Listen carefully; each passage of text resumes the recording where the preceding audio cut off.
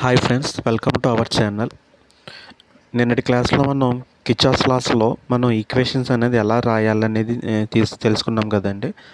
ఈరోజు క్లాస్లో చిన్న ఎగ్జాంపుల్స్ తీసుకుని కేవీఎల్ అనేది ఎలాగా రాయాలి, అలాగే లూప్స్ అనేది ఎలాగా తీసుకోవాలనేది ఈరోజు క్లాస్లో మనం డిస్కస్ చేద్దామండి. ఓకేనండి.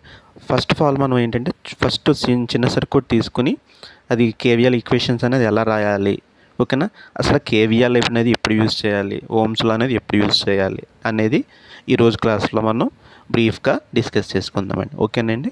Okay, let's start the section. For example, ఒక సింగిల్ రెసిస్టెన్స్ తీసుకున్నాం. ఒక సింగిల్ రెసిస్టెన్స్కి ఒక వోల్టేజ్ సోర్స్ అనేది కనెక్ట్ చేశాను. Positive, negative, this the voltage R, దీంట్లో ఫ్లో కరెంట్ ఐఎన్. మన ఓమ్స్ లా ప్రకారం కరెంట్ అనేది ఎలా ఫైండ్ అవుట్ చేస్తామంటే I = V/R.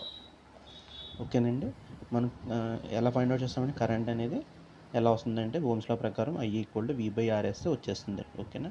అంటే ఓమ్స్ లా అనేది మనం ఎప్పుడు యూజ్ చేయొచ్చు అంటే ఇచ్చిన డయాగ్రామ్లో ఓన్లీ సింగిల్ సోర్స్ ఉన్నప్పుడు మాత్రమే, ఓన్లీ సింగిల్ వోల్టేజ్ సోర్స్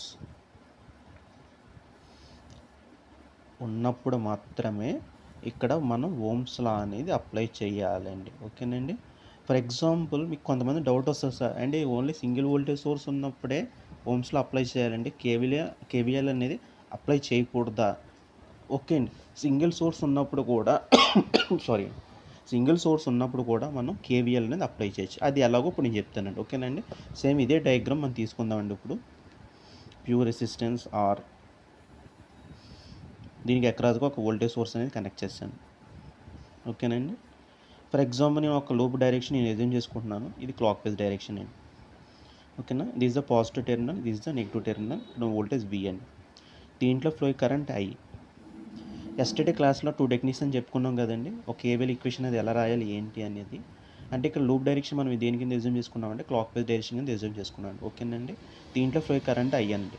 ఏదైనా ప్యాసివ్ సైన్ కన్వర్షన్లో కరెంట్ ఎక్కడైతే ఎంటర్ అవుతుందో అది పాజిటివ్ టెర్మినల్ కింద, రిమైనింగ్ టెర్మినల్ నెగిటివ్ కింద తీసుకోమని చెప్పాను కదండి. ఓకేనండి. అంటే ఈ రెసిస్టర్లో ఉండే వోల్టేజ్ డ్రాప్ ఏమవుతుందండి, వోల్టేజ్ డ్రాప్ I × R అవుతుందండి. ఇక్కడ మనం తీసుకున్న లూప్ డైరెక్షన్ అనేది క్లాక్ వైజ్ డైరెక్షన్ ఎగ్జామ్ చేసుకున్నామండి. ఓకేనా. ఇప్పుడు దీనికి మనం కేవీఎల్ ఈక్వేషన్ రాద్దామండి. ఓకేనా. దీనికి కేవీఎల్ ఈక్వేషన్ రాద్దామండి. సో కేవీఎల్ ఈక్వేషన్ రాయండి. ఇప్పుడు ఫర్ ఎగ్జాంపుల్, మనం తీసుకున్న డైరెక్షన్ ఏంటమ్మా, క్లాక్ వైజ్ డైరెక్షన్.